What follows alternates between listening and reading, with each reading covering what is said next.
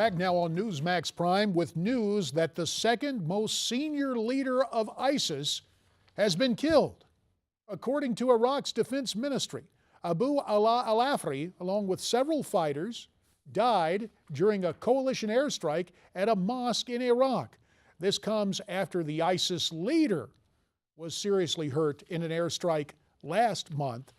We don't know the status of al-Baghdadi, but a guy who can absolutely fill us in on the status of what is going on in this troubled region is retired Army Major General Paul Vallely, Skyping in from Big Sky Country in Montana. Paul, it is great to have you back here on Newsmax Prime. Thank you, JD. Happy to be back with you, as usual. So we have a situation where al-Baghdadi, we hear, has been taken out. He has been critically injured, is my understanding. Now we get the news about Abu al-Afri. Does this mean that the coalition is making gains in the fight against ISIS?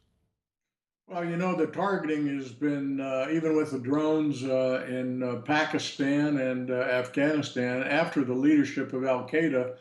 Of course, they're going after the leadership of ISIS now, and the latest report of al-Afri up in Taladar being killed in an airstrike coming from Iraqi sources. The U.S. Central Command hasn't confirmed that yet, nor the U.S. Defense Department. And as you were speaking, we saw footage of al-Baghdadi going forward in a mosque to speak, and apparently his voice has been silenced, at least in terms of being incapacitated with some sort of spinal injury. Now, we always have to view these reports with, I guess, a healthy dose of skepticism. But in your mind, Paul, how accurate are these reports? Has the number one leader, in fact, been incapacitated? And are you confident that number two in the leadership is, in fact, dead? Well, you know, if you know or have followed a lot of the reports that have come out of al-Qaeda and the other groups, al-Nusra and ISIS, a lot of their information on the social network and websites has been pretty accurate and pretty right on. So they could be absolutely leaking that out. It could be happening or it could have happened, but we don't have any way to verify that because our human intelligence on the ground is almost nil over there. And that's very difficult to do without that on-site verification, or at least from a verifiable third party. Paul, we'll continue to keep an eye on ISIS, but we would be remiss if we did not talk about what is going on in Yemen and some bellicose remarks from Iran. With the Gulf Arab Summit going on in Washington, seems Iran has sent a cargo ship to Yemen, claiming the ship is filled with, quote, humanitarian aid. Iran says it will not allow any country involved in what is going on in Yemen to inspect the cargo. That nation went on to say that if anyone tries to board and inspect that ship, it would, quote, spark a fire. But this ship is traveling just a few weeks after a convoy of Iranian ships were forced to turn back by the presence of our ships. Your take on this as we see some of that activity down in the Persian Gulf. What do you think will happen here? Well, the Iranians have been pushing the envelope quite a bit through the Arabian Sea, up through the Red Sea, and even into the Mediterranean and Atlantic. They've had Iranian ships. So they've been pushing that envelope, and they'll push it as far as they can. Now, whether we'll have the courage from the White House to board or stop one of those ships is another question.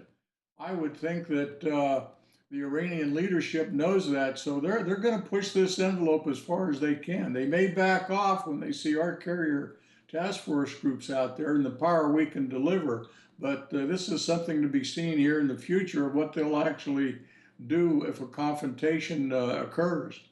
Well, as you try to outline all of this for us, Paul, I understand you're involved in a new project to help those who aspire to become our commander-in-chief. Can you fill me in the minute that remains on what you're up to these days? Well, we have formed what we call the Legacy National Security Advisory Group. These are senior 4 and 3 stars and myself as an advisory group to the presidential candidates because they're very lacking in depth on national security issues. And this traces back to when I tried to help the Romney campaign after the first debate, and we told them, make sure you take on Benghazi and national security. And they wouldn't listen, and you saw what happened there. So 12 of us, retired CIA operators, senior military, we've got some senior Defense Department officials, and we're on standby to bring in the best team ever. Hasn't been done before, to help all of these presidential candidates to be ready to So, take on these national security issues. This is great. You're not picking a favorite. You're saying to everybody, here's the information and the insight. It's available for your edification and to learn something. Paul Vallely, we very much appreciate all your efforts and certainly your analysis tonight.